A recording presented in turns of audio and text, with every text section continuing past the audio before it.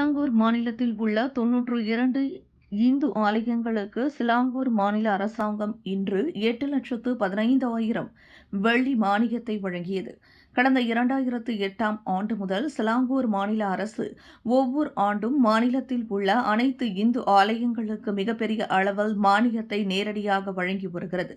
அந்த வகையில் இவ்வாண்டும் சிலாங்கூர் மாநில அரசு இந்து ஆலயங்களுக்கு 17,25,000 ரிங்கிட் மானியத்தை ஒதுக்கியுள்ளது என்று சிலாங்கூர் மாநில அரசு ஆட்சிக்குழு உறுப்பினர் பாப்பா ராயுடு தெரிவித்தார். கடந்த ஜனவரி மாதம் 10 மலை தைப்பூசத்தில் 46 இந்து ஆலயங்களுக்கு முதல் கட்ட மானியமாக 5,80,000 ரிங்கிட் வழங்கப்பட்டது. இன்று இரண்டாம் கட்டமாக 92 ஆலயங்களுக்கு 8,15,000 ரிங்கிட் மானியத்தை சிலாங்கூர் மாநில ஆட்சிக்குழு உறுப்பினர் பாப்பா ராயுடு எடுத்து வழங்கினார். இன்று ஷா ஆலம் டேவான் ஜூப்ளி பேராக் மண்டபத்தில் நடைபெற்ற நிகழ்ச்சியில் 92 இந்து ஆலய பொறுப்பாளர்கள் நேரடியாக இந்த நிதியை பெற்றுக் கொண்டனர் என்பது குறிப்பிடத்தக்கது. 2 கட்டங்களாக இந்து ஆலயங்களுக்கு 13,95,000 ரிங்கிட் வழங்கப்பட்டுள்ளது.